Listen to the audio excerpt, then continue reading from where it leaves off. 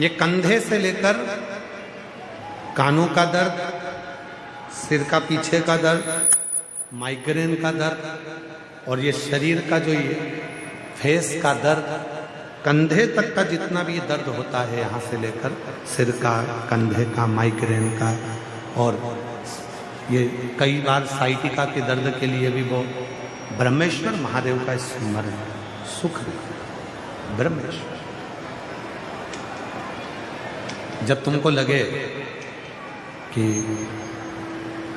मेरा शरीर ये कंधे से लेकर ये सिर पीछे का भाग ये बहुत ज़्यादा दर्द कर रहा है, तकलीफ है, नेत्र खोलते नहीं बन रहा, आंखों में ना जाने चक्कर चक्कर सा लग रहा है, डॉक्टर को भी दिखाओ, दवाइयाँ भी लो, साथ में अपने ही घर में जो भी शिवलिंग है, घर के अंदर हो या मंदिर में हो, कोई भी शिवलिंग हो, वहाँ केवल शहद की 7 बूंद शिवलिंग के ऊपर समर्पित करो, केवल 7 बूंद शहद की समर्पित करो और 7 दुर्वा शिव जी को समर्पित करो। शहद की बूंदों को वापिस चम्मच में लेकर आ जाइए, 7 दुर्वा को उठाकर लेकर आ जाइए, शहद थोड़ा थोड़ा सा चाटिए और दुर्वा को खाना प्रारंभ करो। 7 दुर्वा जैसे ही पूर्ण होगी, लगभग 1 घंटे के अंदर तुमको आराम लगना प्रारंभ हो जाएगा। ब्रह्मेश्वर महादेव, ब्रह्मेश्वर, फिर से बोलिए एक नाम, ब्रह्मेश्वर महादेव। ये शिव जी का वो नाम है जब भगवान शिव ओघड़दानी, त्रिकालदर्शी, कैलाशी, अविनाशी, जब माँ जगत जननी ब्राह्मणी बन जाती हैं, भंवरी बन जाती हैं, एक मधु का रूप धारण कर लेती हैं, एक पुष्प के अंदर बैठ जाती हैं और बहुत तप करती हैं, साधना करती हैं, तब भगवान शिव भ्रमर बनकर उनको दर्शन करते, तब शिव ब्रह्मेश्वर। बोल ब्रह्मेश्वर महादेव के, हर हर महादेव।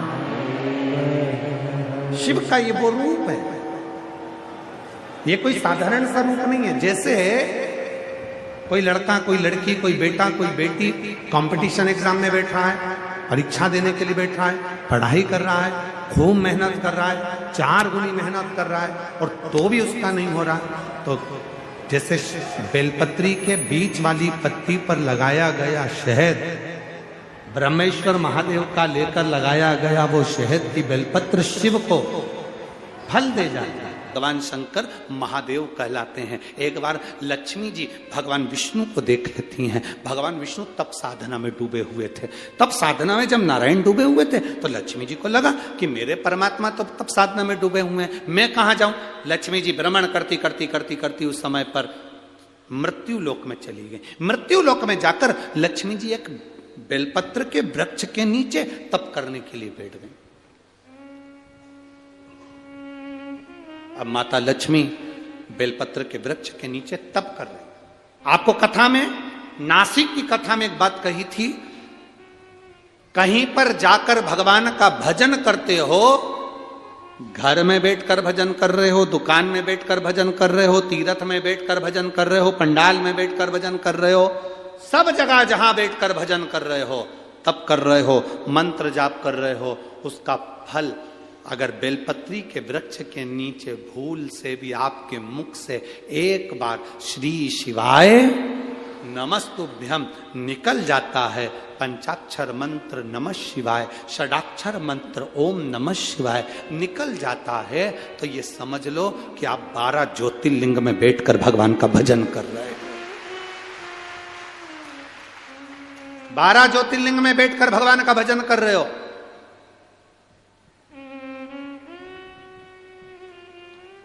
बेलपत्री के वृक्ष का वो फल है।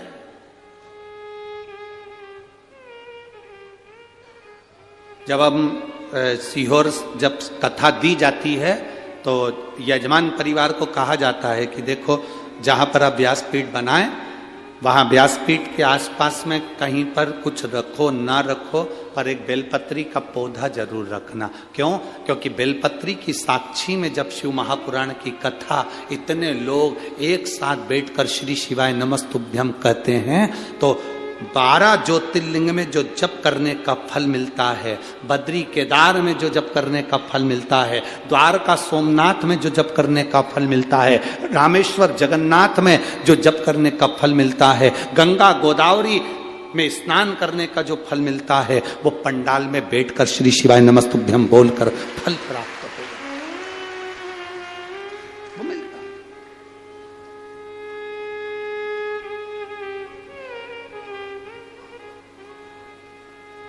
शिव कथा कह रही है। लक्ष्मी जी जाकर बैठ गई बेलपत्री के वृक्ष के नीचे, और माता लक्ष्मी जब बेलपत्र के वृक्ष के नीचे जाके बैठी, माता लक्ष्मी जब बेलपत्र के वृक्ष के नीचे बैठी तब करना प्रारंभ करा। अब तब लक्ष्मी जी को तो इतना स्मरण में नहीं था, उन्होंने केवल मंत्र का जाप करा, केवल मंत्र का जाप।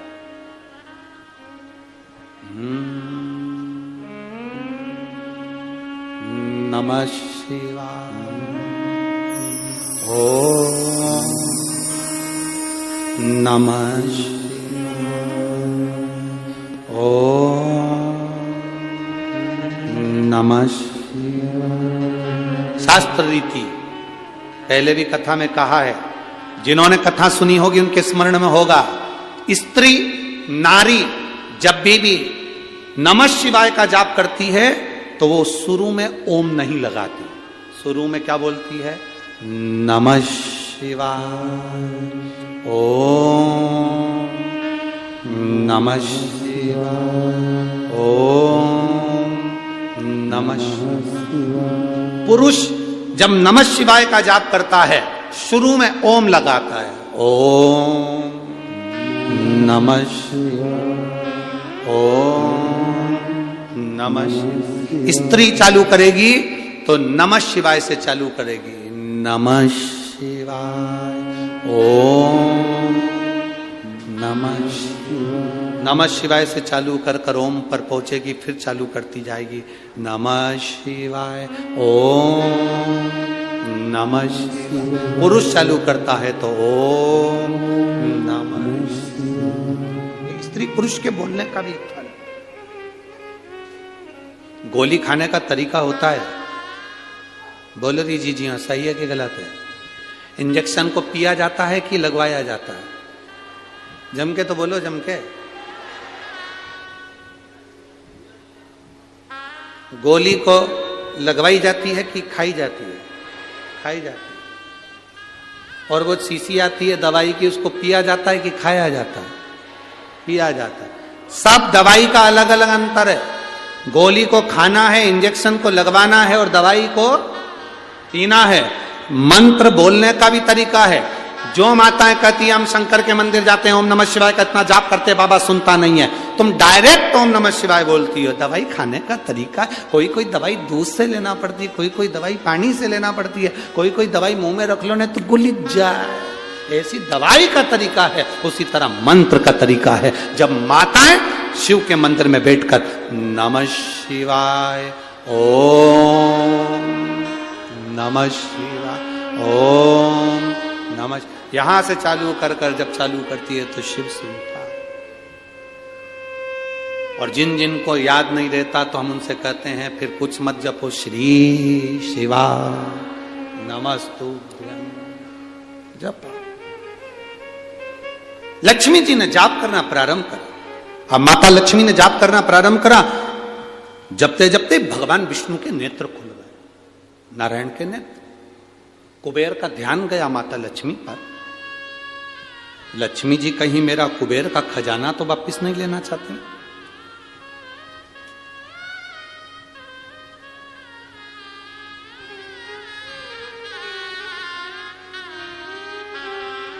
टेंशन है।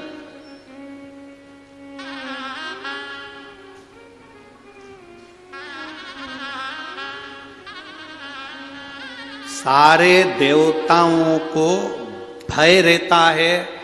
इंद्र को भय है मेरा सिंहासन ना चले जाए, कुबेर को भय है मेरा सिंहासन ना चले जाए, गरुण वरुण को भय है मेरा सिंहासन ना चले जाए। केवल एक देवाधिदेव महादेव एक ऐसे होते हैं जिनको सिंहासन का भय नहीं है। क्यों? जिसको चाहिए कैलाश पे आ जाओ, बैठ जाओ। यहां सिंहासन है ही नहीं, यहां सिंहासन है ही।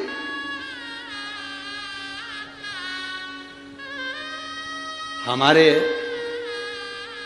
इतने सालों से हम कथा कर रहे हैं, पर हमारे जीवन की पहली ऐसी कथा है ये जलगांव की, जिसमें कोई सामने सिंहासन नहीं है किसी को बैठने के।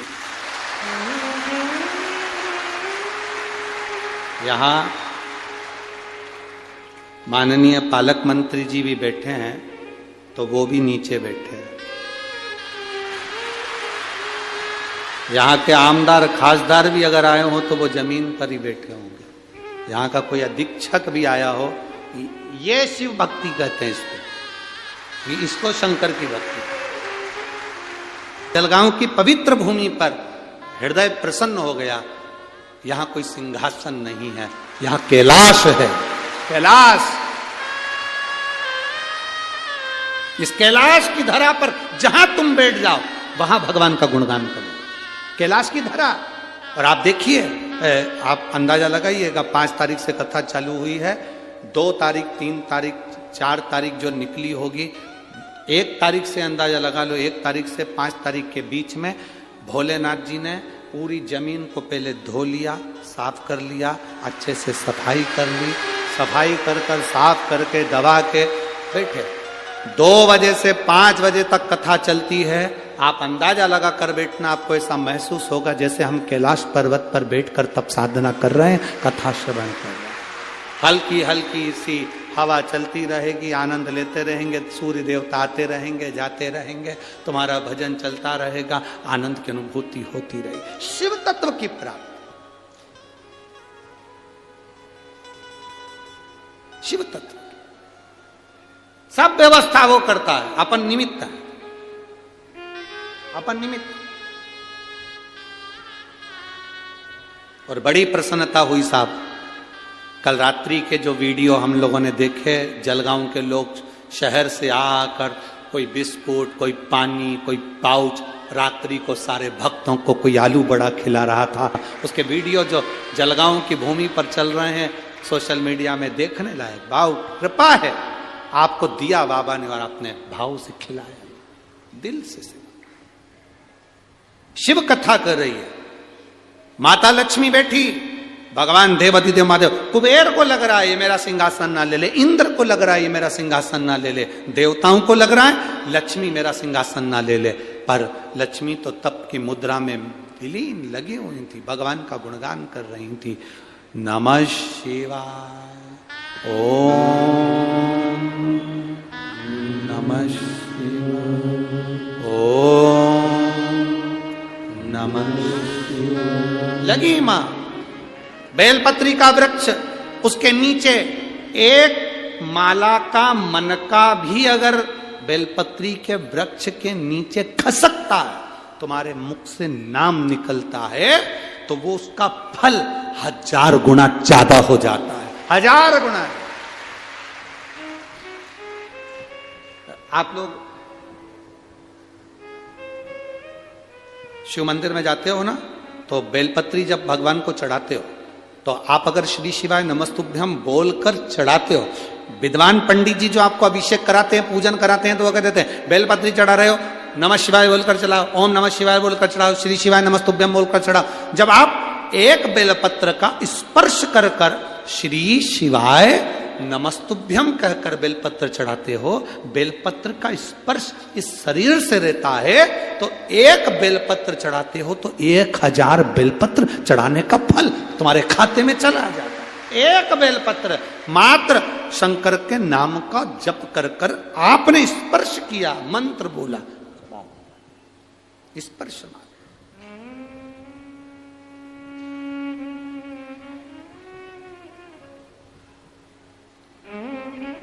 मात्र स्पर्श है।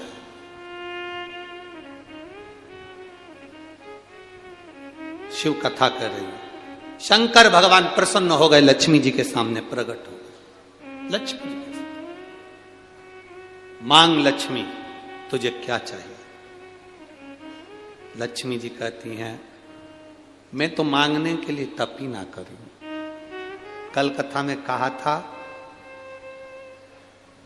जो मांग कर देते हैं वो देव कहलाते हैं, जो बिना मांगे दे देते हैं वो महादेव कहलाते हैं। महादेव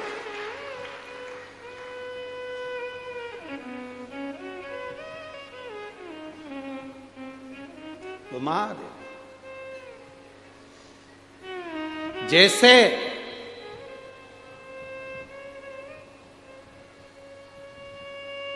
घर में सब हो, मायके में सब हो और मां नहीं हो तो मायका कहलाएगा क्या? जम के बोलो जरा। मायके में भाई हो, भाभी हो, पिता हो, बहनें हो, पोता पोती, नाती पंती सब हो, मायका उसको कहते हैं मायका। मायका मतलब मां का घर। उसको मायका की जगह ये नहीं कहते पिता का, उसको कहते हैं मायका मतलब मां का घर।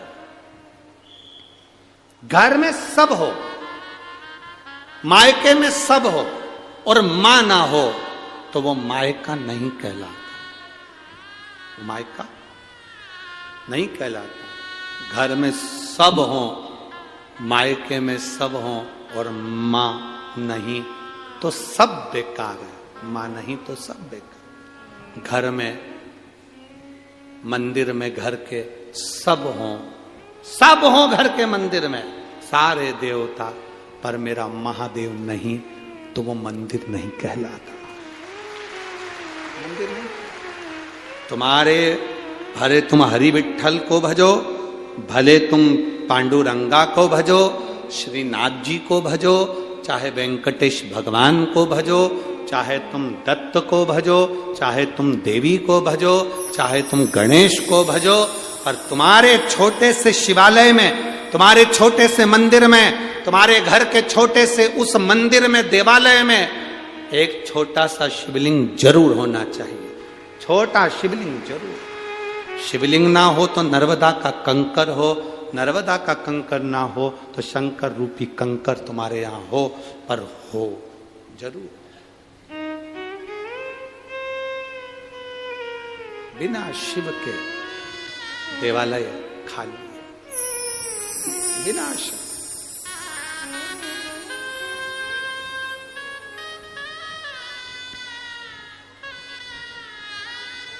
बिना शंकर के सुना,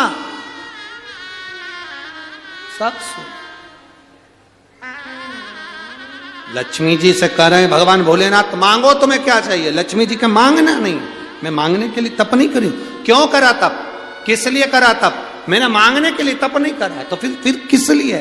तो कहा बाबा मैं तो बस, मेरे पति तप साधना में लगे हुए थे, मेरे पति तप साधना में डूबे हुए थे।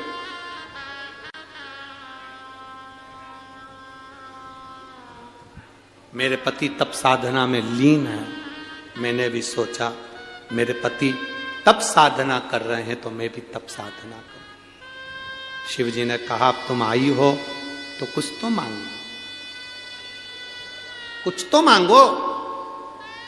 लक्ष्मी जी ने हाथ जोड़कर कहा आप मुझे देना चाहते हैं तो इतना दे दीजिए कि मैं आपके इस बेलपत्र के वृक्ष के नीचे आपकी जिंदगी भर आराधना करती रहूं। ये वर मुझे दे दीजिए, जिंदगी भर आराधना। शिव ने तथास्तु कह दी। लक्ष्मी जी ने प्रणाम किया। शंकर भगवान का भी मन संतुष्ट नहीं हुआ। खाली ना जाता कोई दर से तुम्हारे, खाली न जाता कोई दर से तुम्हारे, मैं भी खड़ी हूँ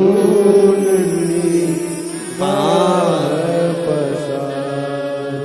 अपने हृदय लगा लो कि राजा उठा लो। कोई मेरे दरवाजे से खाली जाए ये हो नहीं। दर्शन का मतलब ये नहीं कि हम शिवालय में जा रहे हैं, दर्शन का मतलब ये नहीं कि हम मंदिर जा रहे हैं, दर्शन का मतलब ये नहीं कि हम संत के दरवाजे जा रहे हैं। दर्शन का मतलब है जो हमारे पास में है, हमारी बहू हो उसकी अच्छाई हमें जिंदगी भर देख रहे हैं, हमारी सास है उसमें अच्छाई जिंदगी भर देख रहे हैं, हमारे बच्चों की अच्छाई जिंदगी भर देख रहे हैं, अपने रिश्तेदारों की अच्छाई जिंदगी भर देख रहे हैं। तुम जब अपनी आंख से अच्छा देखना चालू कर दो तो समझ लेना तुम्हें मंदिर जाने की जरूरत नहीं है, तुमने दर्शन प्रभु का कर लिया। बुरा जो देखन में चला बुरा न मिलिया कोई। संसार में बुरा है ही नहीं कोई, क्योंकि अपने से बुरा कौन हो गए बता।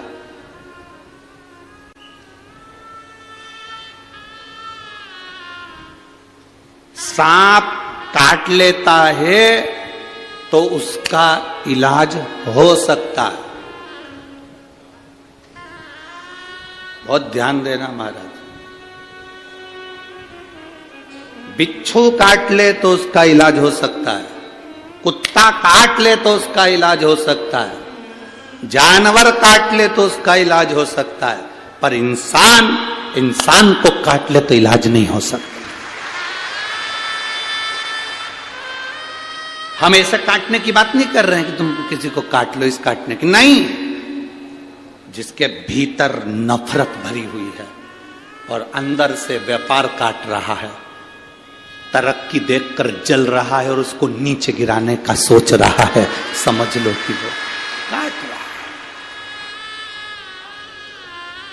जितना जहर सांप के विष में नहीं है, जितना जहर बिच्छू के डंक में नहीं है, उससे ज्यादा जहर आज के आदमी के अंदर भराता चले जा रहा है। एक दूसरे को देख देख कर जहरीला होता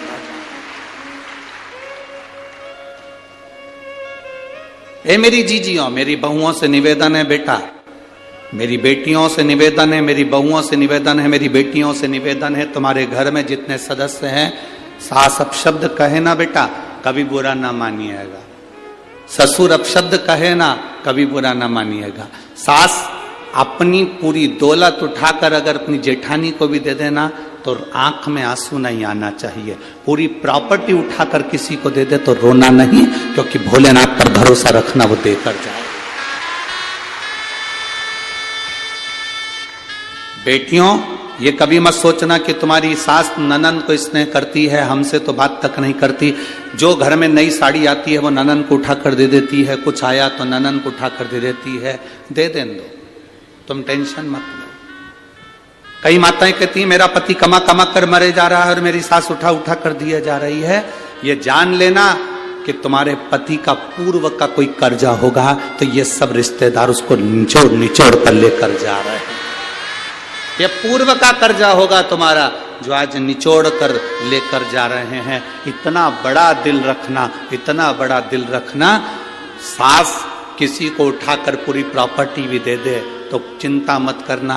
नानी बाई के मायरे में कथा आती है, नरसिंह मेहता की भाभी ने पूरी जायदाद जय कुंवर बाई की अपने कर ली थी और नरसिंह मेहता और माणिक गौरी को धक्के देकर निकाल दिया।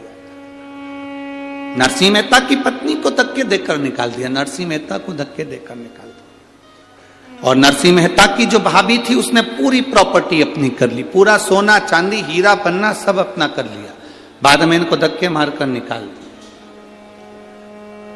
जरा विचार करना, जिसको धक्के मारकर निकाला था वो नरसिंह मेहता रोते रोते शंकर जी के मंदिर में गया था। अगर आपने नानी बाई का मायरा सुना होगा तो उसमें लिखा है, नरसिंह मेहता रोते रोते शिव जी के मंदिर में गया था। नरसिंह मेहता सांवरिया का भजन करता था, सांवरिया का पूजन करता था, सांवरिया की भक्ति करता था, पर जिस समय उसे घर से निकाला तो वो शंकर के मंदिर में गया। शिव मंदिर में जाकर शंकर के शिवलिंग से लिपट कर रोता रहा, आंख से आंसू बहते रहे, मुख से कुछ कहा नहीं। संसार के लोग उससे कहते हैं जो तुम्हारी सुनता ही नहीं है। तुम्हारे को दुख आया, परिवार वालों से कहा, परिवार वाले क्या कर लेंगे? तुम्हारे ऊपर कष्ट आया, तकलीफ आई, परिवार वाले क्या कर लेंगे? तुम्हारे जीवन में तकलीफें बढ़ी, कष्ट बढ़ा, परिवार वालों से कहा, क्या कर लेंगे? आपने अपना दुख उसको सुनाया जो कुछ नहीं कर सकता। अगर ये दुख जैसे नरसिंह मेहता ने शंकर जी के शिवलिंग का स्पर्श कर कर गले लगकर उसको सुना दिया, तो देवाधिदेव महादेव ने नैया पार लगा दी।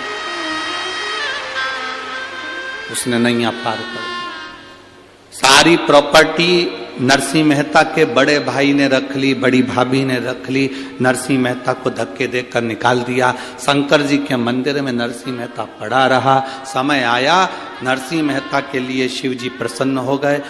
दुनिया का पहला संत था जो मरा नहीं था, सात शरीर बैकुंठ गौलोक धाम तक गया था, शंकर जी के साथ भगवान का दर्शन करने गया था। दुनिया का पहला संत नरसिंह मेहता था। क्या दिया भगवान भोलेनाथ ने? सारी दुनिया का धन दौलत संपदा सब भोलेनाथ ने नरसिंह जी को दे दी, सांवरिया जी के कहने पर। अब इसके पास में, माणिक गौरी के पास में, धीरे धीरे नरसिंह जी के घर में धीरे धीरे मकान, जमीन, जायदाद सब बढ़ गई। सास उसको दे गई थी, दे दे, उसको कुछ मिल गया था, मिल जाए।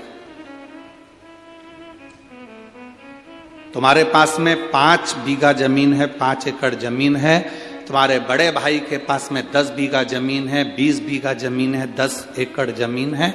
चिंता मत करना, तुम जितनी परमात्मा ने तुमको दी है उसमें इतने खुश होकर जीना कि वो 10 एकड़ वाला भी सोचे कि नहीं होने पर इतना खुश कैसे।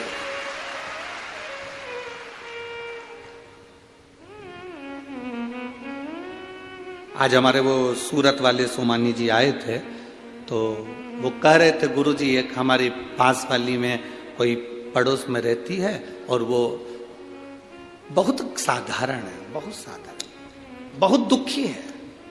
शायद जिंदगी में सबसे ज्यादा दुखी वही है। उसने शिव जी का नाम लेकर अपने बच्चों को पालने के लिए, परिवार को पालने के लिए थोड़ा बहुत मठरी और ये चकली और नमकीन का काम चालू करा। उसने ये भेजा है गुरुदेव। पर गुरुजी सोमानी जी कह रहे थे सूरत वाले कि इतना दुख था, पहले रोती थी। शिव महापुराण की कथा सुनने के बाद उसने एक संकल्प ले लिया शंकर जी के मंदिर में कि आज के बाद किसी के सामने नहीं रोऊंगी, रोऊंगी तो मेरे महादेव के पास में जाकर रोऊंगी।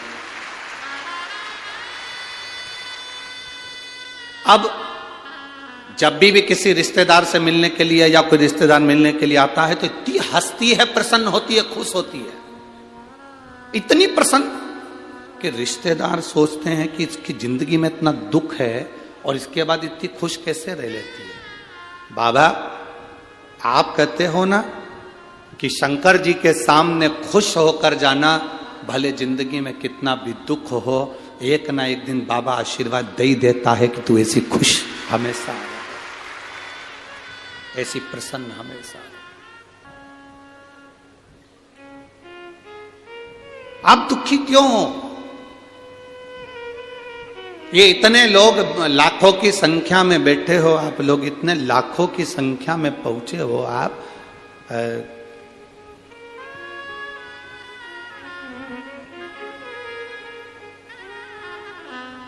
कल सरकारी आंकड़े के हिसाब से 4 से 5 लाख लोग कल की कथा में, पहले दिन की कथा में पहुंचे थे।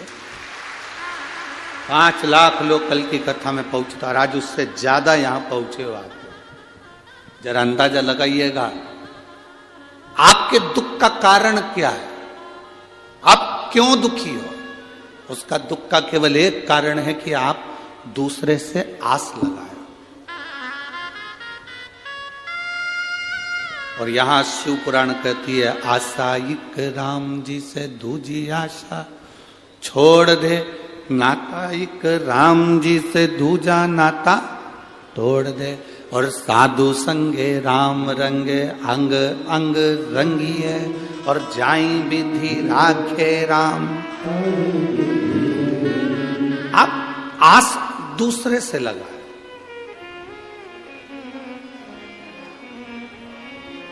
जिस दिन आपने आस लगाना दूसरे से बंद कर दी और केवल ये जान लिया कि मुझे अब दूसरे से कोई आस नहीं है, सास आस लगाकर बैठी है अपने बच्चों से, मेरा बेटा बड़ा होगा, मेरा ध्यान रखेगा, मेरी बहू आएगी गरम रोटी खिलाएगी। अब वो गरम रोटी खिला रही है कि गरम डंडा खिला रही है, आस ज्यादा लगा ली थी इसलिए ऐसा हुआ। आस नहीं लगाती ना, पहले से ये विचार कर लेती कि भगवान मुझे भोलेनाथ जी ऐसा रखना कि मरते दम तक मेरे शरीर में वो बल रखना कि मैं भोजन बना सकूं, अच्छे से तेरा भोग लगा सकूं और स्वयं भी खा सकूं।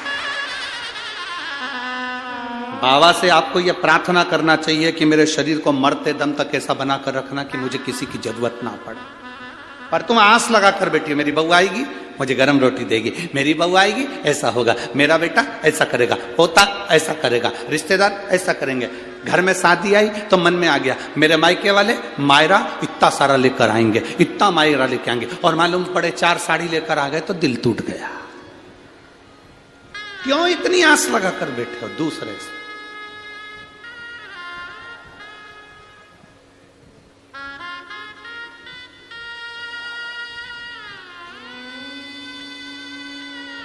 बहुत सारी आस नहीं लगाना, आस लगाना तो मेरे बाबा से लगा कर बैठना।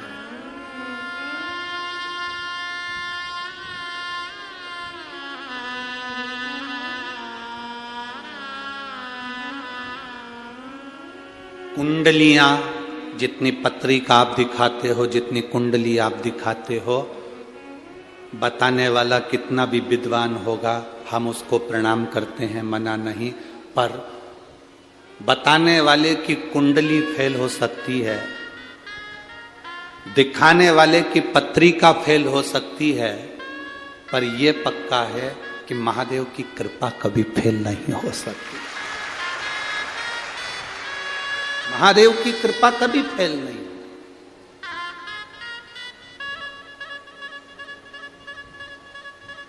विद्वान कहने वाले कह देंगे कि साहब तुम्हारी सत्ता होगी, तुम्हारा वैभव होगा, तुम्हारी राशि ठाठ होगा, तुम्हारा ये होगा, तुम्हारी पत्रिका इतनी जोरदार है, तुम इतने जोरदार हो, तुम तो सिंहासन पर बैठ जाओगे। पर ना ना ना ना,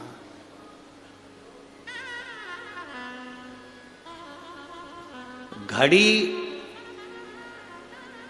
हाथ में तुम बांध सकते हो, घड़ी तुम पहन सकते हो, पर घड़ी सही करने की जवाबदारी तुम्हारी नहीं है। घड़ी तो घड़ी की दुकान पर लेकर जाना पड़ेगी। जलगांव में किराने की दुकान पर घड़ी ठीक हो जाती होगी, हमारे यहां तो नहीं होती।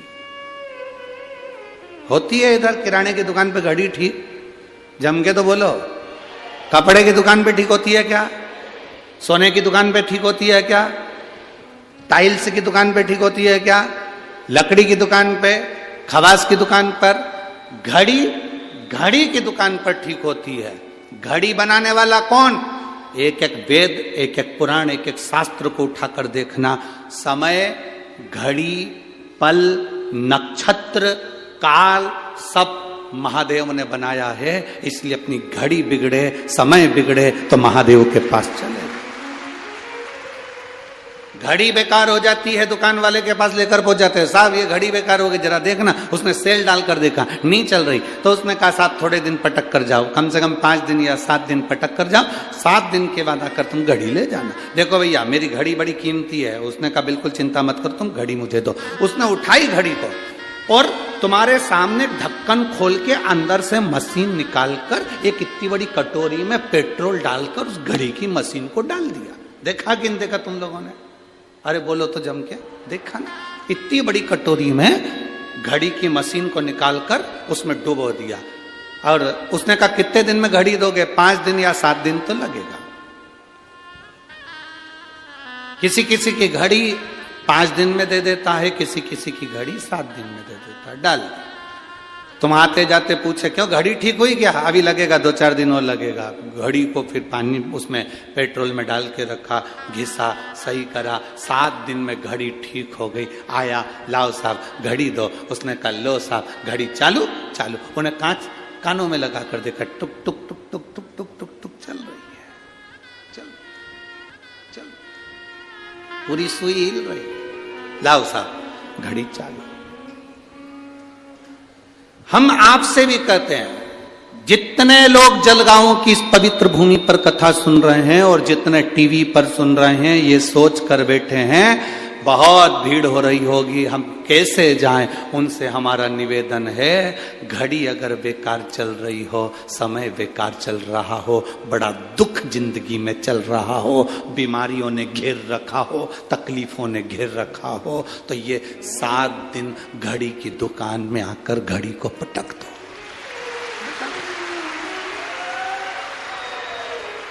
सात दिन ये घड़ी की दुकान में घड़ी को पटक दो। 7 दिन तक इस आत्मा को, शरीर को, चित्त को, वृत्ति को, मन को पटको। हाँ, किसी किसी की घड़ी 7 दिन में ठीक हो जाए, किसी की 5 दिन में। जलगांव वालों को 7 दिन मिले हैं। अमरावती में 16 तारीख से दिसंबर 16 यहाँ कथा पूर्ण होगी। 11 तारीख को, 16 तारीख को अमरावती में प्रारंभ हो जाएगी दोपहर में 1 बजे से 4 बजे तक। वहां 5 दिन अम्बेश्वर अंबा विदर्भ की सुंदर शिव महापुराण की कथा वहां पर प्रारंभ हो जाएगी अमरावती में।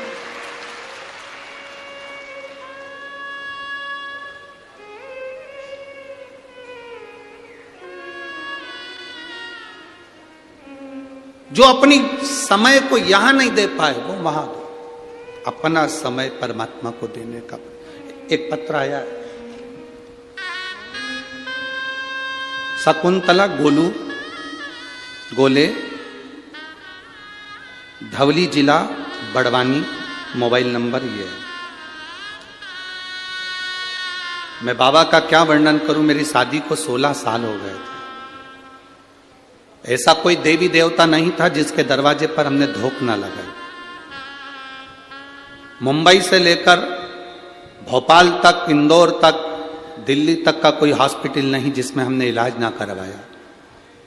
बाबा ने हमको बहुत दिया और हमने इलाज में पैसा भी खूब लगाया, पर संतान का सुख नहीं हुआ। 16 साल निकल गए।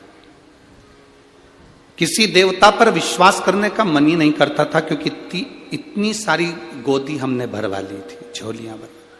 किसी ने कहा पशुपतिनाथ का व्रत करो, एक सफेद आंकड़े की जड़ रजस्वला धर्म के 7वें दिन तुमरुका जी का नाम लेकर, तुमरुकेश्वर महादेव को कहकर 21 बार घुमाकर लाल धागे में कमर में नंदी के पास खड़े होकर शिव का दर्शन करते हुए बांधो। बाबा का मैं क्या गुणगान करूं।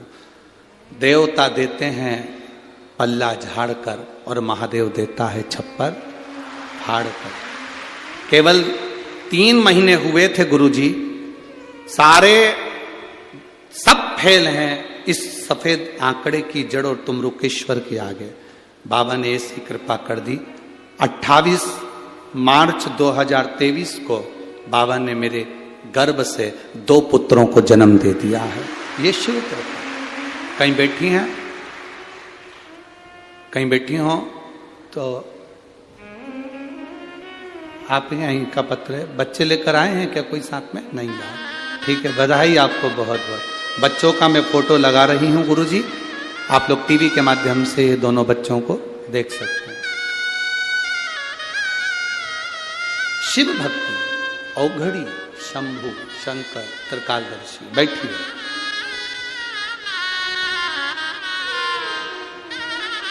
इतनी जल्दी हिम्मत नहीं हारना हमको। हम संसार के आगे जाकर रोते हैं ना, तो संसार वाले आंसू नहीं पहुंच सकते। हम दुनिया के लोगों से जाकर आस लगाकर बैठते हैं, इसलिए हमें दुख मिलता है।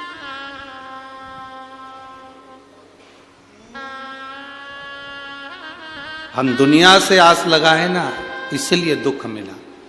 और इस पत्र में उस बेटी ने लिखा कि आखिरी बार जब सब दूर से आस खत्म हो गई, तब मैंने भगवान शंकर का पशुपति व्रत किया उस पर, विश्वास की, आस लगाई।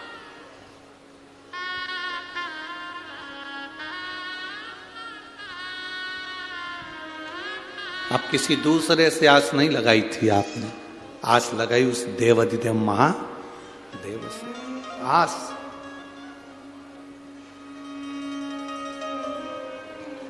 और लगन तुमसे लगा बैठे जो होगा देखा जाएगा, तुम्हें अपना बना बैठे जो होगा देखा जाएगा। आस लगा ली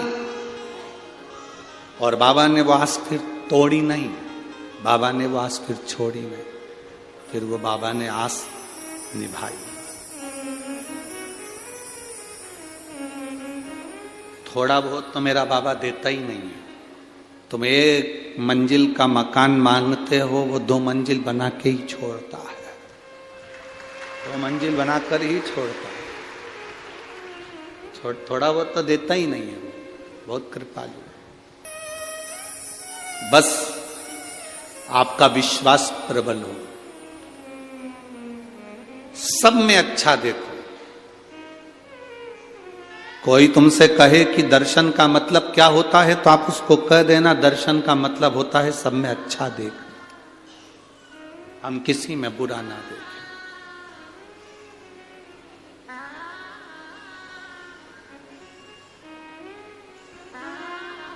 वो कहते हैं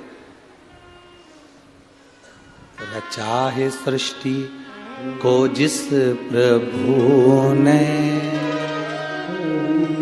वही ये सृष्टि चला रहे। जो पेड़ हमने लगाया पहले, जो पेड़ हमने लगाया पहले, उसी का फल अब हम पा रहे हैं। रचा है सृष्टि को जिस प्रभु ने, वही ये सृष्टि चला रहे। उस पर भरोसा कर लो, इतना पक्का भरोसा, फिर वो टूटे ना, फिर वो छूटना नहीं चाहिए। इतना प्रबल भरोसा होना चाहिए, इतना प्रबल। एक लड़का कोमा में चले गए, देखो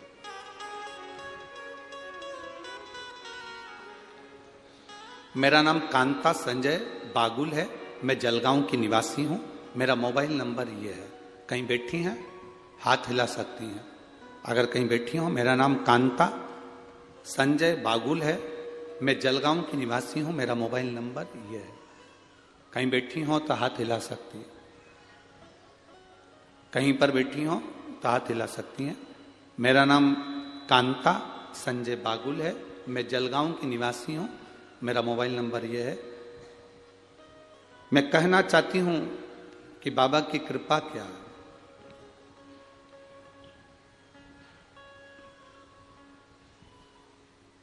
शिव महापुराण की कथा नहीं है गुरुदेव, ये शिव पुराण नहीं।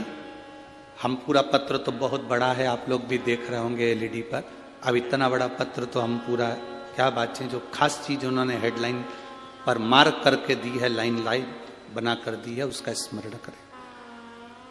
कहूंगी शिव पुराण नहीं है, साक्षात शिव है।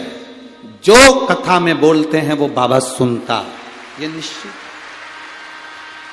गुरुदेव 22 साल का मेरा लड़का है राहुल संजय बागुल, बहुत बड़ा शंकर की कथा का भक्त है। पर बाबा आप कहते हो ना, दुनिया में सबको अपना अपना दुख आता है और वो काटना आपको ही है। छींक आपको आई है, आपको छींकना है। खांसी आपको आई है तो आपको खांसना, दुख आया आपको है तो आपको मिटाना। उसको ब्रेन हेमरेज हो गया। 22 साल का मेरा लड़का राहुल संजय बागुल, उसको ब्रेन हेमरेज हो गया। तुरंत डॉक्टर के पास जब लेकर गए तो मालूम पड़ा ब्रेन हेमरेज है। ऑपरेशन के लिए कहा गया। ऑपरेशन करने के बाद डॉक्टर ने कह दिया था कि हो सकता है ये कोमा में चले जाए और इसकी सुध चली जाए, ये जिंदगी भर पलंग पर पड़ा रहे। ठीक भी हो सकता है, पर 90% चांस यही रहते हैं कि कोमा में चले गया व्यक्ति तो जिंदगी भर ठीक नहीं होता। मेरे लड़के का हमने ऑपरेशन करवाया, वो कोमा में चले गया, पड़ा रहा, ना हाथ हिलता ना पांव हिलता, आंख में से आंसू बहता रहता। सारे इलाज फीके पड़ गए। गुरुजी 22 साल का मेरा लड़का, करूं तो करूं क्या।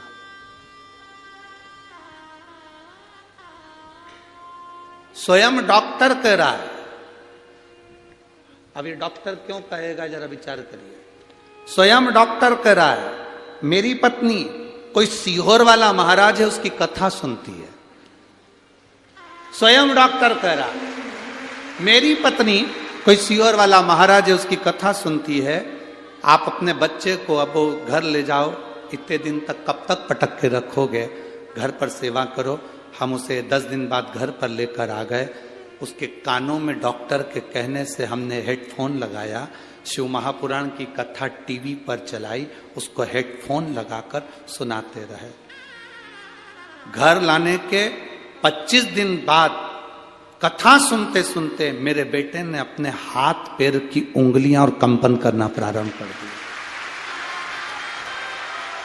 हाथ पैर की उंगलियां कंपन करना प्रारंभ कर दी, ब्रेन काम करना प्रारंभ कर दिया। लेकर गए वापिस हॉस्पिटल। डॉक्टर भी आश्चर्य में पड़ गया कि ये चमत्कार कैसा हो गया। धीरे धीरे लड़का अपने आप उठना प्रारंभ कर दिया और बेटा ठीक हुआ। ये शिव की कृपा, औघड़ी की कृपा। कहीं बैठे हो और अगर बच्चा यहाँ आया हो तो वो बेलपत्री लेने आ सकता है। कहीं बैठे हो, शिव कथा, अगर वो बेटा यहाँ आया हो तो बेलपत्री लेने आ सकता है। शिव कथा इसी को औघड़ी है।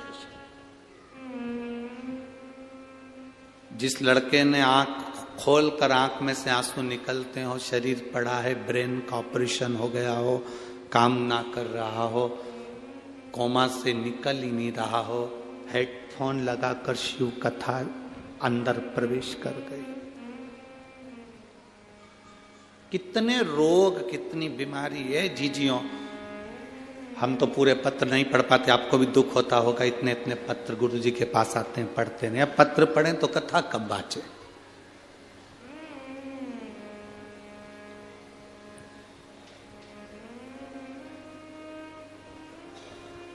इतने पत्र पढ़ेंगे तो कथा कब बाचे।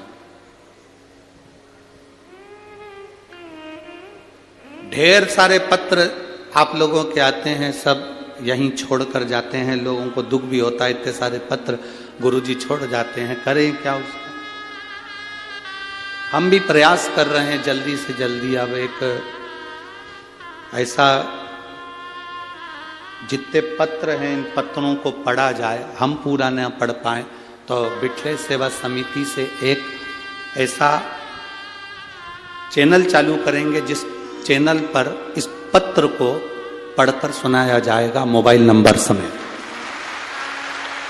जल्दी से जल्दी हम भी प्रयास करें इन पत्रों को आप तक पहुंचे, आपके पत्र का भाव जनमानस तक पहुंचे। उसमें 15 से 20 मिनट प्रवचन का क्रम रहेगा और उसमें पत्र पढ़ दिए जाएं। आपके पत्र आप तक पहुंचे कि आपकी जिंदगी में शिव ने क्या करा, विथ मोबाइल नंबर समेत। आप जाएं, पता करें उसके जीवन में क्या बदलाव आया, उसके जीवन में क्या। और मेरा विश्वास करता है यहाँ जितने कथा में आए हो ना, आपके भी पत्र एक ना एक दिन किसी व्यासपीठ पर जरूर पहुंचेंगे, ये पक्का। वो शंभु है, औघड़दानी, त्रिकालदर्शी, कैलाशी, अविनाशी, शिव कहते हैं उसको। हम किसी का भविष्य नहीं लिख सकते क्योंकि हमारा भविष्य तो खुद उसने लिखा है। हम किसी का भाग्य नहीं बता सकते क्योंकि हमारे भाग्य में क्या लिखा वो उसको मालूम है। ना हमारे पास बेल है, ना भविष्य है, ना हम भाग्य बताने वाले हैं। हम तो इतना जरूर कहते हैं कि बस हम उसके भरोसे हैं, तो आप भी उसके भरोसे हो जाओ। आप भी उसके भरोसे। दूसरे के आगे जाकर नहीं रोना, दूसरे से जाकर कभी दुख की बात नहीं करनी। लोग हंसेंगे, ये दुनिया में रोती फिरती है, दुनिया में रो रही है। पहले तो खूब फूली फिरी, पहले तो खूब अपशब्द कहती थी, अब रो रही है। ना ना,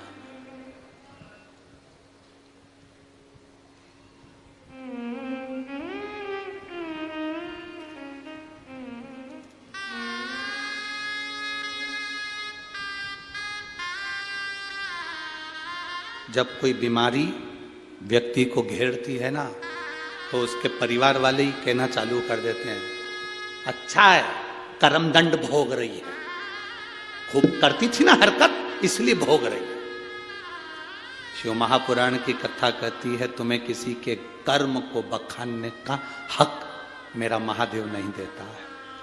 मेरे महादेव ने तुम्हें किसी के कर्म को बखानने का हक नहीं दिया। आप दूसरे को कह रहे हो कि अच्छा है, भोग रही है, उसने ऐसा करा इसलिए। हो सकता है आपको भोगना पड़ जाए, फिर दूसरा कहेगा तो अच्छा लगेगा। ना कहिए, बल्कि भगवान भोलेनाथ जी से एक लोटा जल चढ़ाकर प्रार्थना करो, मेरे 3 घर छोड़कर कोई रहता है, उसके यहाँ पर बीमार है, मेरे बाबा मेरा आज का चढ़ाया हुआ जल उसके पति को ठीक कर दे, उसकी पत्नी को ठीक कर दे। एक बार शिव महापुराण की कथा में पहले कहा था, 1 लोटा जल हफ्ते में आप 1 लोटा जल भगवान को अपने लिए मत चढ़ाया करो, 1 लोटा जल हफ्ते में जो हमारी भारत की बॉर्डर पर खड़े हुए भारत के सैनिक हैं उनके लिए चढ़ाया। भारत की बॉर्डर पर खड़ा हुआ सैनिक के लिए 1 लोटा जल चढ़ना चाहिए।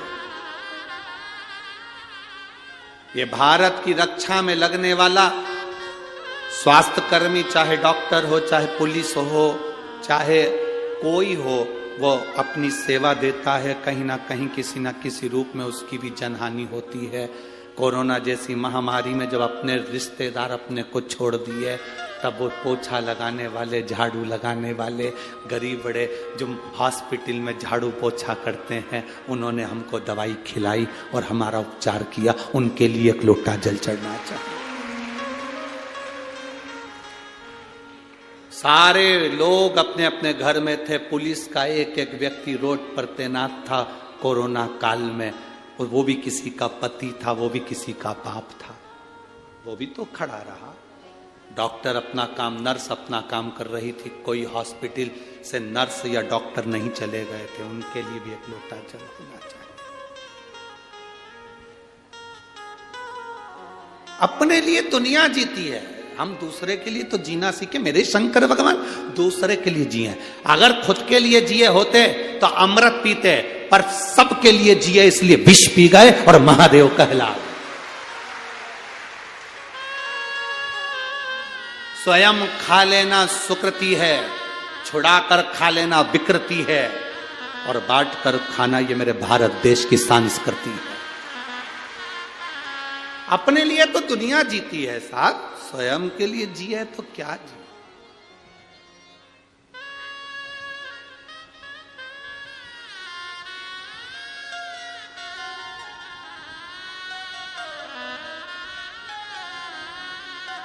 अपने लिए जिए तो क्या जिए, स्वयं के लिए क्या जीना, दूसरे के लिए। शंकर भगवान की कथा, आज कोई कह रहा था, गुरुजी आपकी कथा बहुत महंगी होती होगी, आपकी कथा बहुत महंगी होती होगी। हम उनसे कहते हैं कथा कभी महंगी नहीं होती, व्यवस्थाएं बहुत महंगी होती है। कथा महंगी नहीं होती है, व्यवस्था, टेंट लगाया, पंडाल लगाया, साउंड बुलाया, लाइट जलाई, जनरेटर चलाया, लोग आए, पानी पिलाया, भोजन कराया, व्यवस्था बैठने की, उठने की, खाने की, पीने की, रहने की, ये महंगी है। कथा महंगी नहीं होती, व्यवस्था महंगी होती है। कथा तो भगवान शंकर जो कुंभज ऋषि से सुने थे, कथा जो वेद व्यास जी ने कही थी, वो कथा आज तक महंगी नहीं हुई। कथा तो निरंतर चलती रहती है, व्यवस्थाएं महंगी हो जाती, करना पड़ती है। कितनी बड़ी टीम लगी है जलगांव की, यहां पर चौधरी जी से पूछे, कोई यहाँ पर कि कितनी बड़ी टीम लगी होगी, कितने प्रशासन के लोग लगे हैं, कितना पुलिसकर्मी, चाहे वो यहाँ का नगर निगम, नगर पालिका, स्वीपर, ये वो सेवादार, झाड़ू वाले, लाइट वाले, साउंड वाले, कितना टीम लगा, कितना। वो जगदीश से पूछो, भरत जी से पूछो, चौधरी जी से, उनको मालूम होगा। यहाँ पालक मंत्री जी बैठे हैं, इनसे पूछो कि व्यवस्थाएं करने में कितना कितना लगना पड़ता। व्यवस्थाएं करना बहुत कठिन। लाखों भक्त आते हैं और लाखों भक्त जाते हैं, शंकर के भरोसे आते हैं और शंकर के भरोसे जाते हैं। शिव के भरोसे आ रहे हैं, शिव के भरोसे जा रहे हैं, भगवान की भक्ति के साथ में।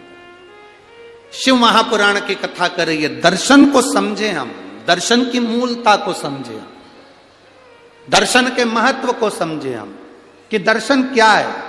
दर्शन वो नहीं कि हम, दर्शन की मूलता वो नहीं है कि हम मंदिर में गए और दर्शन कर लिया। दर्शन की मूलता वो नहीं कि हम कहीं गए संत साधु का दर्शन कर लिया। दर्शन की मूलता वो नहीं कि हम तीर्थ गए और दर्शन कर लिया। दर्शन की मूलता वो है कि हम भगवान के उस स्वरूप को संपूर्ण जनमानस में देखें। भगवान के उस स्वरूप को संपूर्ण जनमानस, भगवान के स्वरूप को हम संपूर्ण जनमानस में देखें, वो दर्शन। महाराज, चप्पे चप्पे में है झांकी भगवान की, कोई सूझ वाली आंख ही पहचान।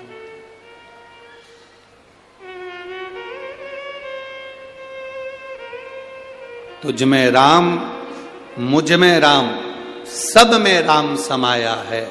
जित देखो उत राम की ही माया, सब में राम।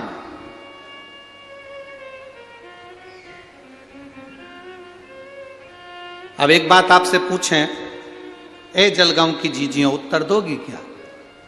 जम के तो बोलो जरा, दोगी ना? ठीक है।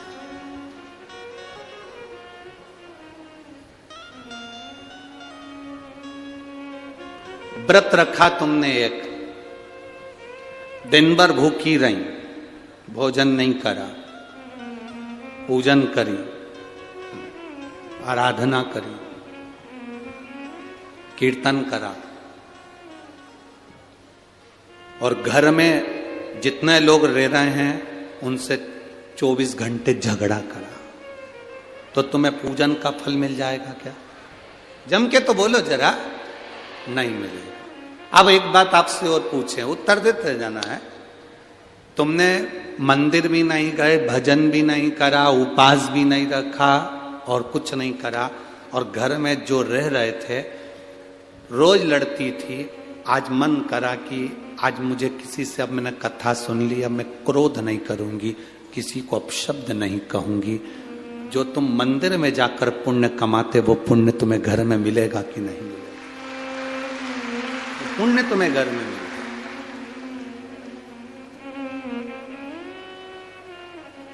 एक पक्षी शाम ढलते ढलते अपने घर आ जाता है, बोलो आता है कि नहीं आता?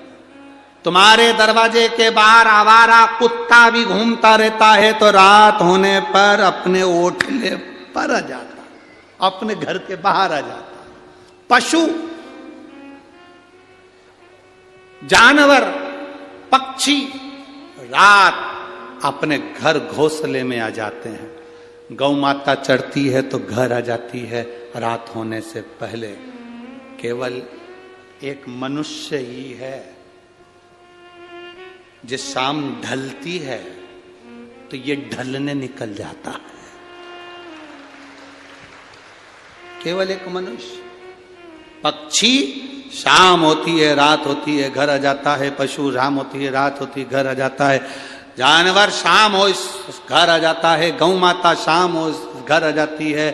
सब अंधेरा होने से पहले अपने घर आ जाते हैं। और एक संसार में रहने वाले छोरा छोरी, आज की पीढ़ियां जैसे जैसे रात ढलती है, ये ढलने के लिए बाहर निकल जाते हैं। जिसके घर के बच्चे रात भर बाहर रहते हैं, उस घर की कभी तरक्की नहीं हो सकती, वो बर्बाद होकर मानता। पहले का कंट्रोल था माताओं का, 8 बजे के बाद छोरा छोरी बाहर गए तो ताला लगा देती थी। कहां जा रही? चल अंदर। कहां जा रहा है? अंदर चल। मम्मी अभी दोस्त से मिलकर आया। यहां बुला ले, घर में बुला ले, नहीं जान दूंगी, जा। और अगर चले जाऊं तो पहले मैंने जो कपड़े दिए वो उतार दे, नीचे से अंदर तक चड्डी भी उतार, जा जा, निकल यहां से बाहर। बेटे ने कहा मम्मी बस दोस्त क्या शादी है, अभी घूम कर आता हूं। अब शादी तो शादी है तो अटेंड, तो दिन में जाना, शाम को जाना है। दोस्त के यहाँ की शादी है तो हम भी तो चलेंगे। तेरा बेस्ट फ्रेंड तो हमारा भी तो कोई लगता होगा। जब तू बेस्ट फ्रेंड है तो हम बेस्ट नहीं है।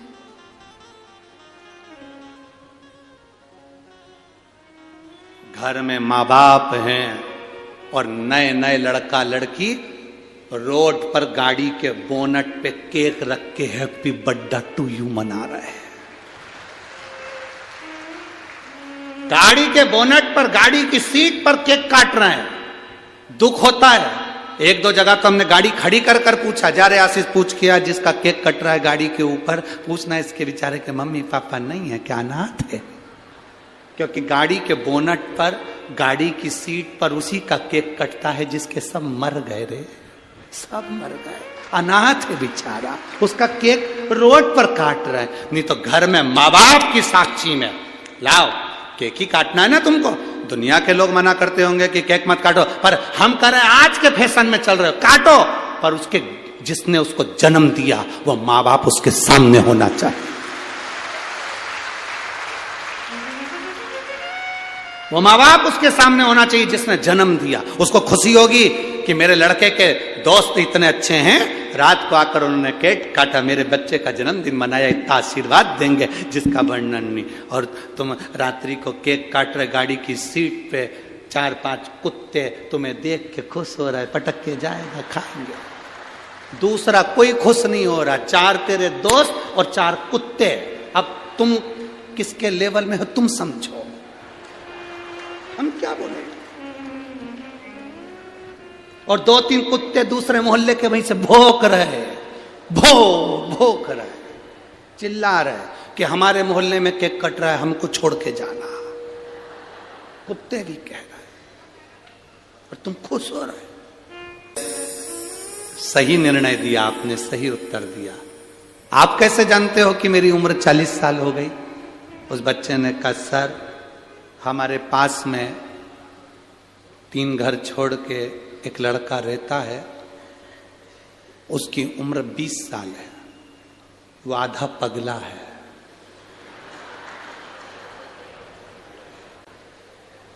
आपकी उम्र 40 साल है, मतलब आप पूरे पगले हो। ये कोई प्रश्न है? ये कोई प्रश्न है कि पिताजी सफेद कुर्ता पहनते हैं, सफेद शर्ट पहनते हैं, माँ सफेद चावल खाती है, तो हमारी उम्र बताओ। अब ब्रह्मा जी ने भी ऐसी प्रश्न कर लिया भगवान विष्णु से, तुम्हारे ये शिवलिंग तुम्हारा पिताजी है, इसका सिर कहाँ है, इसका पांव कहाँ है, बता।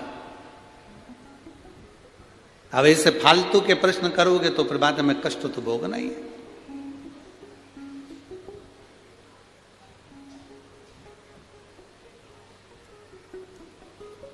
बहुत लोग संसार में से बहुत सारे लोग हैं जो बहुत व्यर्थ के काम कर रहे हैं और बहुत व्यर्थ की बातें करते, बहुत व्यर्थ।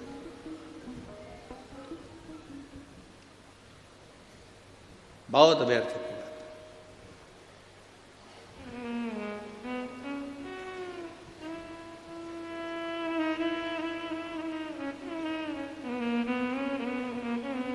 अब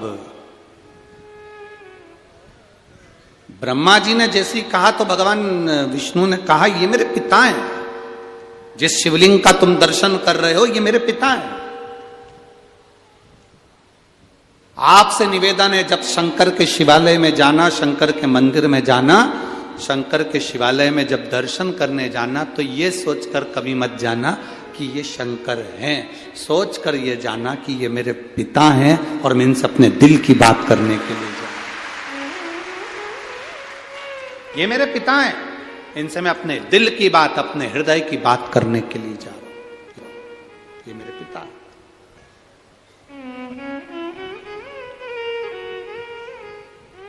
जब हम कथा में रोज कहते हैं ना कि जब कथा पूर्ण हो, आप लोग इतनी इतनी दूर से आते हो, 200-200 500-500 रुपए खर्च करके आते हो, समय निकाल कर इतनी दूर पहुंचते हो, बड़ी मुश्किल से ट्रैफिक में से निकल कर यहाँ पहुंचे हो, तो हम हमेशा कहते हैं जब आरती पूर्ण हो, कर्पूर गौरम हो, आरती होने के बाद भूमि को प्रणाम कर कर उसकी रज अपने हृदय से लगाकर उसको प्रणाम कर कर फिर जाओ। क्यों? शिव महापुराण की कथा में वेदव्यास जी लिख रहे हैं, भगवान शंकर स्वयं तुम रुका जी से कहते हैं, सुनो तुम रुका, जहां शिव महापुराण की कथा होती है, जब तक कथा चलती है शिव महापुराण की उस कथा में देवाधिदेव महादेव कहते हैं मैं कैलाश के समेत वहां पर विराजमान रहता हूं, वहां मैं स्वयं हूं, मैं स्वयं वहां पर विराजमान हूं। जब हम कथा पूर्ण होती है, आरती पूर्ण होती है, कर्पूर गौरम करुणावतारम संसार सारम भुजगेंद्रहारम, जब हम बोलते हैं, प्रणाम करते हैं, भूमि को नमन कर कर रज लगा कर जाते हैं, तो जीवन का कल्याण कर देते हैं। सावधानी से स्मरण करिए। अधूरा समर्पण और पूर्ण समर्पण किसको कहा गया? कहां जा रही हो? मंदिर। क्या लेकर जा रही हो? फूल। तुम्हारे घर के बगीचे में फूल लगे हैं? नहीं। फिर कहां से लाई? पड़ोसी की यहां से तोड़कर। अब जरा समझिएगा, बहुत समझने वाला विषय है ये। फूल पड़ोसी के घर के तोड़े, कहीं पेड़ लगा था वहां से बेलपत्री तोड़ ली, कहीं से पत्ती तोड़ ली, कहीं से पुष्प तोड़ लिया, और तोड़ के सिर पे पल्लू लेके भगवान को ऐसे चढ़ा रही कि 10 रुपए खर्च करके खुद लाई, खुद स्वयं।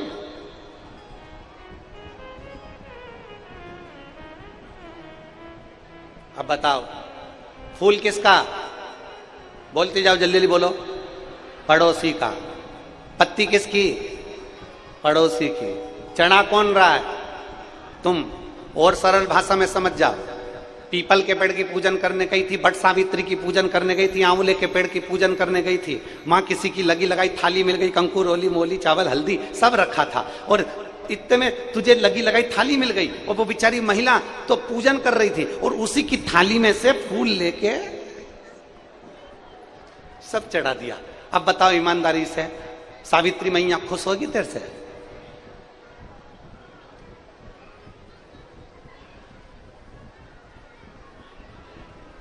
फूल दूसरे का है, पत्ती दूसरे की है।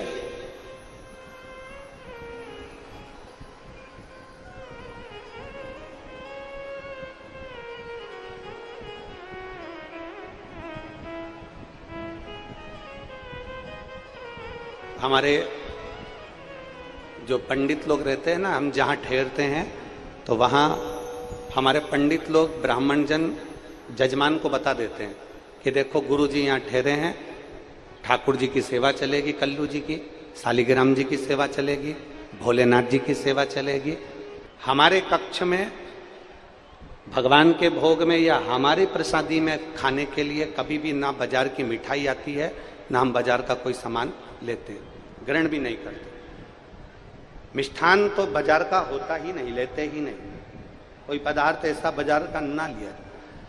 बाबा की सेवा हो रही है, लाली की सेवा हो रही है, तो जजमान को पंडित लोग भी कह देते घर में अगर कोई सामग्री बनी है तो वो आप स्वीकृत होगी, वो भगवान को हम भोग लगा देंगे, वो प्रसाद में आ जाए। मतलब आपके द्वारा, आपके परिश्रम से, आपके द्वारा निर्मित। अगर बेटी को एक बहुत पहले एक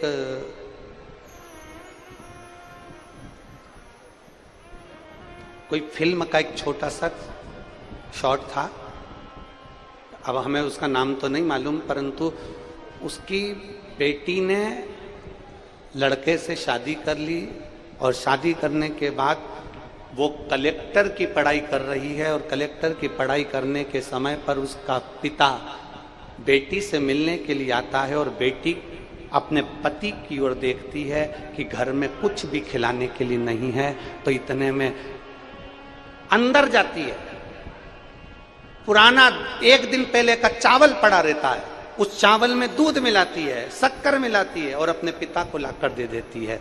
पिताजी पूछते हैं, बेटी ये क्या है? बेटी कहती है, पिताजी ये मीठा भात है। मीठा भात? बाप उसको खाता है, प्रसन्न होता है कि मेरी बेटी ने अपने हाथ से बनी हुई कोई सामग्री मुझे खिलाई और मुझे उसकी प्रसन्नता है। उसी तरह भगवान कहते हैं मुझे पूर्ण समर्पण चाहिए। पड़ोसी के घर का टूटा हुआ फूल नहीं चाहिए, रोड पर से टूटा हुआ फूल नहीं चाहिए, दूसरे के दरवाजे की पत्ती टूटी हुई नहीं चाहिए। शंकर जी कहते हैं कि तुम्हारे पास में तुम्हारे घर का अगर एक चावल का दाना भी है ना तो वो पूरा दे दीजिए, मैं उसको सब कुछ मान लूंगा, उसको मैं पूर्ण समर्पित मानूंगा।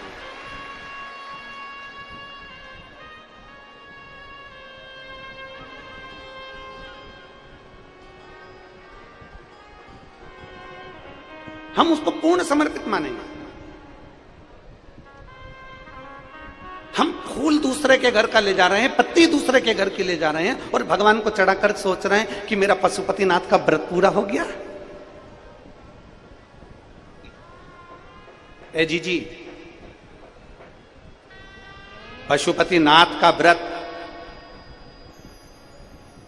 कभी भी असफल नहीं होता। पशुपतिनाथ का व्रत हमेशा सफल होता है, बस उसको ईमानदारी से और पूर्ण समर्पण से करो। इसलिए हमने पशुपतिनाथ के व्रत में बार बार आप लोगों को कहा, घर में भोजन तैयार करो, मीठे का सामग्री, खीर बनाओ, हलवा बनाओ, सीरा बनाओ, मीठा चावल बनाओ, तुम जो बनाना है वो घर में बनाओ, थोड़ा बनाओ, भले जितना भगवान को भोग लगाना है उतना बनाओ। फिर हमने कहा अपने पास जो हो, जब तुम्हारे 5 व्रत पूर्ण हो जाएं, अपने पास जो हो, फूल हो तो फूल, पंखड़ी हो तो पंखड़ी, मूंग हो तो मूंग, चावल हो तो चावल, 108 वो समर्पित करो जो अपना है, जो अपने पास। पड़ोसी के घर से तोड़कर पशुपतिनाथ के व्रत में एक फूल भी मत चढ़ाना। अगर बन सके 10 रुपए दिए, 10 रुपए का फूल लिया, 5 रुपए लिए, 5 रुपए का फूल लिया। यहां तक शिव महापुराण की कथा कहती है कि मंदिर में अगर जल चढ़ाने जा रहे हो, और पहले तो आप लोग क्या करते थे, जब आप लोगों ने शिव पुराण की कथा नहीं सुनी थी, पूरी दुनिया के लोगों ने जब शिव पुराण की कथा नहीं सुनी थी, तब तक लोग क्या करते थे, मंदिर में से ही पानी भरते थे और शंकर जी को चढ़ाते थे। बोलो सही है कि गलत है? पर जब से लोगों ने शिव पुराण की कथा सुनी, तब से लोग मंदिर का पानी नहीं लेते, अपने घर से जल भरकर लेकर जाते हैं और शंकर जी को चढ़ाते हैं, क्योंकि पूर्ण समर्पण चाहिए। लोग हमसे पूछते हैं, महाराज जी पहले भी हम जल चढ़ाते थे, तब तो महादेव सुनते नहीं थे, आज के समय में हम जल चढ़ाते हैं और महादेव सुनते हैं। सारी समस्या का हल 1 लोटा जल। अब ऐसा क्या है, थोड़ा अब ऐसा है क्या, ऐसा क्या हो गया कि 1 लोटा जल सारी समस्या का हल हो गया? क्या पहले 1 लोटा जल सारी समस्या का हल नहीं था? क्या पहले 1 लोटा जल सारी समस्या का हल नहीं मानते थे? क्या पहले 1 लोटा जल पूरी समस्या का हल नहीं था? क्या पहले शंकर भगवान नहीं रिश्ते थे? उसका कारण यह था कि मंदिर का पानी बाल्टी भर के पंडित जी रख देते थे, उसमें से भर भर कर तुम शंकर जी को चढ़ा देती थी और प्रसन्न हो जाती थी कि शंकर जी ने स्वीकार कर लिया। इसको आधा समर्पण कहते हैं। लोटा किसी दूसरे का, बाल्टी किसी दूसरे की, पानी मंदिर का, और मंदिर के महादेव को चढ़ाकर तुम सोचती थी कि मैंने भगवान को रिझा लिया। भगवान नहीं रिश्ते। मेरा भोलेनाथ को रिझाने के लिए पूर्ण समर्पण चाहिए। इसलिए जिसने शिव महापुराण की कथा सुनना चालू करी, फिर उन्होंने घर से पानी ले जाकर शंकर जी को चढ़ाना प्रारंभ करा। जब घर से लेकर गए तो पूरे समर्पित होकर गए, तो भगवान ने उसका कार्य करना प्रारंभ कर दिया, उसकी झोली भरना प्रारंभ कर। इसको पूर्ण समर्पण। पशुपतिनाथ का व्रत भी करो और तुम कहो कि मैंने तो 4 बार करके देख लिया, भोलेनाथ जी मेरी नहीं सुन रहे। मैंने 5 बार कर लिया, भोलेनाथ जी मेरी नहीं सुन रहे। मैंने सफेद आंकड़े की जड़ बांध ली, भगवान मेरा नहीं सुन रहा। उसका कारण क्या है? कहना सरल है, शंकर का चढ़ा जल मत पियो, और उसको प्रमाणित करना कठिन है, बहुत कठिन। थोड़ा सत्य चुपता जरूर है, पर वो प्रमाणित रहता। प्रमाण। उसने पत्र में लिखा कि आप गुरु जी से पूछना कि हमारे हम बुजुर्ग हैं, हम गंगोत्री नहीं जा सकते, हम बुजुर्ग हमारे शरीर से नहीं बन रहा, हम हरिद्वार भी नहीं जा सकते, गंगा का जल कहां से लाएं। हमारा निवेदन है शंकर के शिवलिंग पर, शंकर के ऊपर चढ़ा हुआ जल जब कोई एक लोटा चढ़ाए उसमें से एक कटोरी भर कर लिया ना, वो गंगा जल से कम नहीं है, क्योंकि वो शंकर का स्पर्श करा हुआ है, शिव के स्पर्श का है। वो शंकर से जो स्पर्श कर जाता है, शिवलिंग से जो स्पर्श कर जाता है, वो श्रेष्ठ हो जाता है, श्रेष्ठ। और करके देख लो, एक सांप चर्च के अंदर चले जाए, एक सांप मस्जिद के अंदर चले जाए, और एक सांप शंकर के मंदिर में चले जाए। जो चर्च में सांप गया है उसको लाठी से मार दिया जाता है, जो सांप इधर उधर जाता है उसको लोग मार देते हैं। और वही सांप अगर शंकर के शिवलिंग से चिपक जाता है तो मेरा सनातन धर्म का भाई उसको पूजना प्रारंभ कर देता है। शिव का स्पर्श किया है, शंकर का स्पर्श किया है, शिव के करीब में गया, शंकर के पास, शिव के करीब में पहुंचा है वो सर, शंकर के नजदीक। और बखान क्या करूं मैं राखों के ढेर का। अब बोलिए, आप भी बोलिए साथ में, बखान क्या करूं राखों के ढेर का, चपटी भभूत में खजाना हुए, चपटी भभूत में खजाना हुए। जरा विचार करिए, एक तन पर लगी भस्म, तन पर, मेरे भोलेनाथ जी की पिंडी पर चढ़ी हुई भस्म करोड़ों की हो गई, करोड़ों की। तन पर चढ़ी हुई भस्म करोड़ों की, करोड़ों।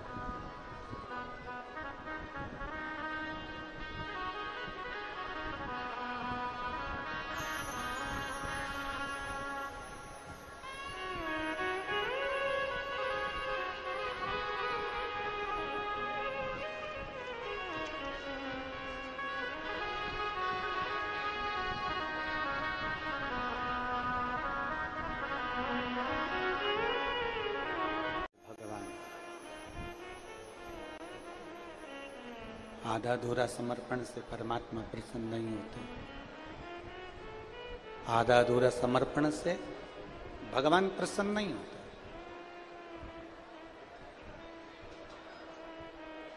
फूल नहीं है कोई बात नहीं, पत्ती नहीं है चढ़ाने के लिए कोई बात नहीं, जल नहीं है चढ़ाने के लिए कोई बात।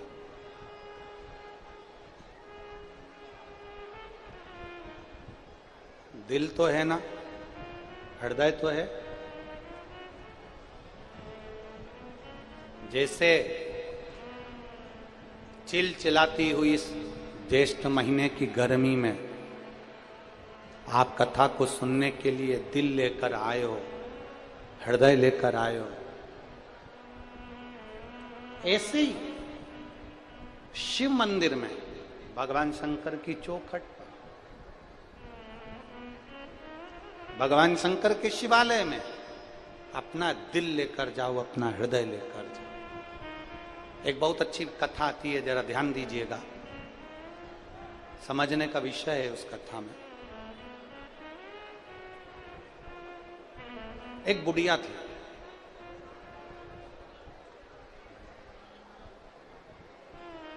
वो शंकर जी के मंदिर में जाती, शंकर जी की आराधना करती, शंकर जी की पूजन करती, शिव भक्ति में डूबी रहती। बुजुर्ग थी, बुढ़िया थी।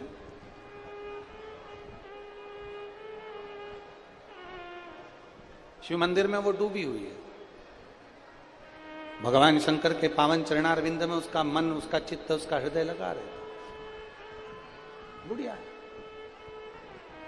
और फिर निवेदन है आप सबसे, बचपन निकल गया ना, निकल जाने दो, जवानी निकल गई ना, निकल जाने, अधेड़ी निकल गई, निकल जाने, बुढ़ापा मत खराब करना।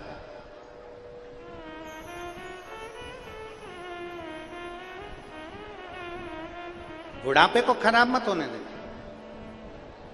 अपना बुढ़ापा मत बिगड़ना। हम जिन पवन खंडेलवाल जी के यहां ठहरे हुए हैं, तो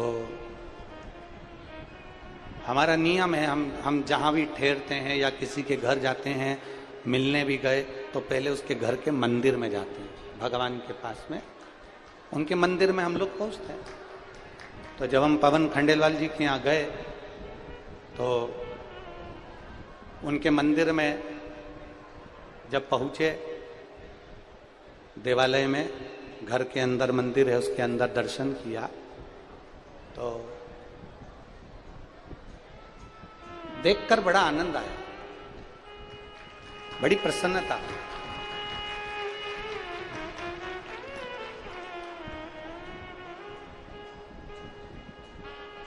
अपने घर का शिवालय, अपने घर का देवालय बता देता है कि व्यक्ति कैसा है। अगर किसी के घर में किसी व्यक्ति की परख करना है, वो कितना भी तुम्हारा चरण धुलाए, कितना भी लड्डू खिलाए, सबसे पहले उसके घर के मंदिर में जाओ और उसके मंदिर में देखकर भगवान को देखो और भगवान का दर्शन कर कर भगवान की दशा देखकर समझ जाओ। भगवान अगर चकाचक दिख रहे हैं तो समझ लेना कि सेवा भी चकाचक हो। और अगर भगवान ही मालूम पड़े कि भगवान कोई लड्डू गोपाल जी घर में बैठे हैं और मालूम पड़े उनकी व्यवस्था ठीक नहीं हो रही है, शंकर जी घर में बैठे हैं उनकी व्यवस्था ठीक नहीं हो रही है, मत दो तुम शंकर भगवान को बहुत सारा फूल पत्ती, पर जहां भगवान बैठे हैं तुम्हारे घर में इतना छोटा सा भी मंदिर है ना, इतना छोटा सा भी मंदिर है जिसके अंदर शंकर का शिवालय है, या सीहोर से लाया कंकर शंकर है, या नर्मदा का कंकर है, तुम्हारे घर में लड्डू गोपाल है, तुम्हारे घर में देवी जी बैठी है, तुम्हारे घर में देवता जी बैठे हैं, छोटा सा मंदिर भी तुम्हारे घर में है, उसको इतना साफ रखिए, इतना क्लीन रखिए, इतना अच्छा रखिए कि भगवान अगर खुश होंगे तो तुम्हें भी खुश रख देंगे। ये निश्चित है।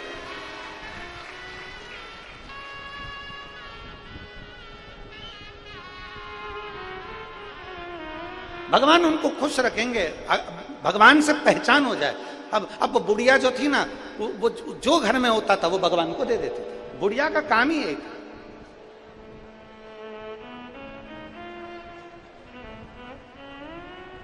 अब जरा इस कथा पर ध्यान देना, बहुत शिव महापुराण की यह कथा बड़ी सुंदर है। बुढ़िया जो उसके पास होता था वो महादेव को दे देते थे, और महादेव को देते हुए, महादेव को देते देते बुढ़िया जब महादेव को देती थी तो एक बात जम के चिल्ला के कहती थी, बहुत तेज चिल्ला कर बोलती थी, ये ले तेरा तुझको अर्पण। क्या बोलती थी? जम के बोलो जरा, तेरा तुझको अर्पण। अब बुढ़िया शंकर जी पे इतनी समर्पित थी, शिव जी के प्रति इतना समर्पण था उसका, शंकर के जो उसके पास में होता था वो शिव जी को दे देते, इतना उसका समर्पण था, इतना। यहां तक कोई नया कपड़ा लेकर आती थी ना पहनने के लिए, तो सबसे पहले उस कपड़े को भगवान के ऊपर चढ़ा कर रख देती थी, श्रृंगार कर देती इस कपड़े से, फिर खुद पहन। जो उसके पास में बुढ़िया वो भगवान को देती। अब उसकी एक आदत बड़ी बुरी थी,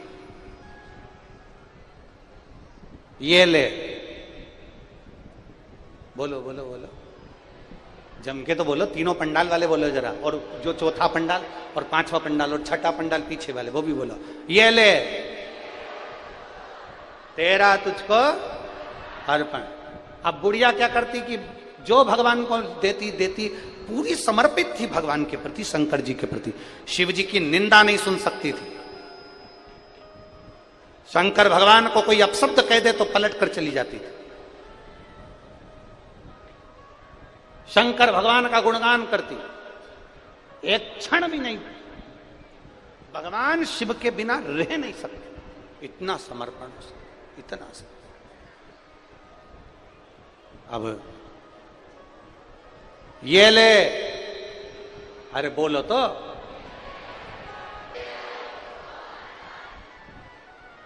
अब बुढ़िया क्या करती कि भोग लगाती, तेरा तुझको अर्पण, जल चलाती, तेरा तुझको अर्पण, कपड़े लाती तो भगवान को देती, तेरा तुझको अर्पण। अब उसने क्या करती, वो घर की झाड़ू लगाती और घर की झाड़ू लगा के कचरा इकट्ठा करती, कचरा इकट्ठा करती और कचरा इकट्ठा कर कर ले जाकर बाहर फेंकती। ये ले, तेरा तुझको अर्पण।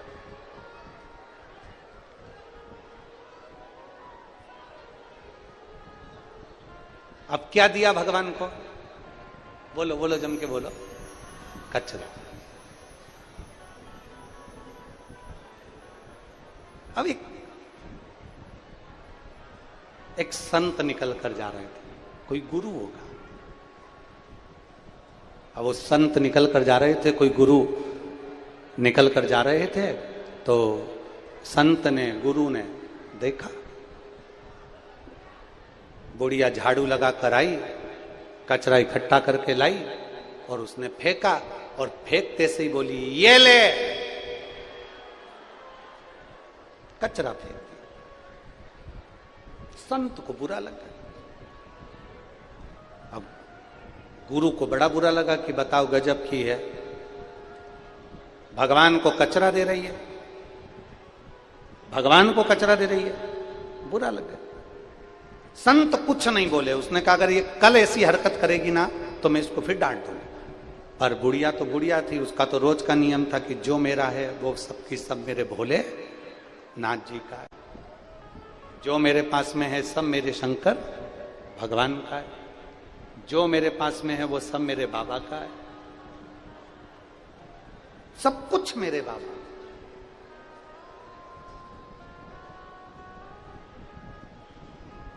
कहना करना दोनों में अंतर है।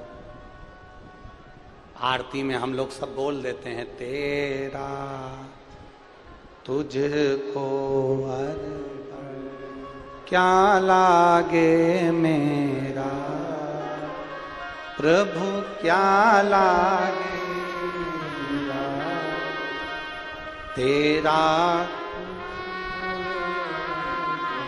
प्रभु का प्रभु को क्या लागे मेरा। ओम जय जगदीश। कहना सरल है, कह दिया।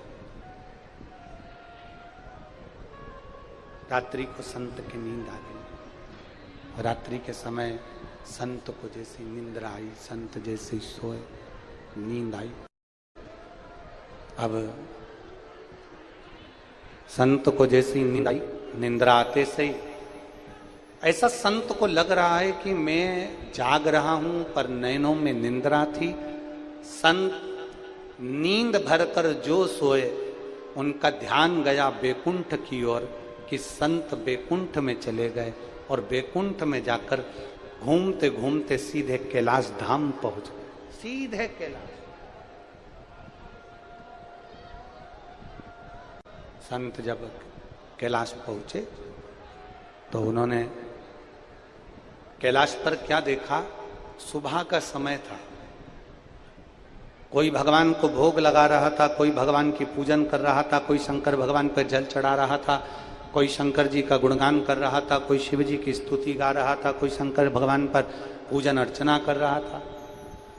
थोड़ी देर में संत ने क्या देखा कि वो बुढ़िया झाड़ू लगा के कचरा लाई और लाते से क्या बोली, ये ले। बोलो बोलो जम के, तेरा तुझको अर्पण। जैसे ही बुढ़िया ने कचरा फेंका, शंकर जी के पूरे कैलाश पर जहां शिव जी बैठे थे उनके आसपास में कचरे कचरा, कचरे कचरा। अब संत ने क्या देखा कि थोड़ा सा आगे बढ़े, थोड़ा सा आगे बढ़े। संत और आगे जाकर क्या देखा कि एक जगह पे कचरे का ढेर लगा हुआ, और पार्वती जी क्या कर रही हैं कि झाड़ू लगा के वो कचरा सब एक और कर दे, सारी बुआरी काढ़ी, कचरा एक और।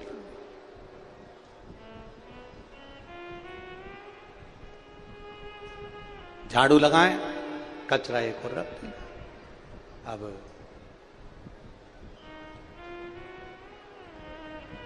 संत से रहा नहीं गया। संत संत है, साधु साधु है, गुरु गुरु है, उससे रहा नहीं गया। जब संत से रहा नहीं गया तब संत ने हाथ जोड़कर पार्वती जी से प्रश्न किया, मां ये इतना सारा कचरा आपके यहां पर कैलाश धाम में, इतना कहां पर कैलाश धाम में इतना कचरा ये कहां से आया? इतना कचरा और कैलाश पर? मां ये कहां से आया?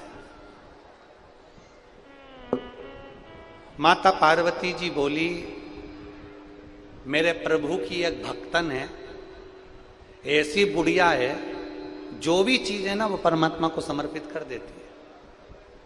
जल भगवान को समर्पित करेगी, बेलपत्र भगवान को समर्पित करेगी, मिष्ठान भगवान को समर्पित करेगी, कपड़े भगवान को समर्पित करेगी, पर ऐसी भक्तन है, और आदि से ज्यादा तो बेवकूफ है। सामान तो समर्पित करती है, साथ में कचरा भी, ये ले तेरा तुझको अर्पण।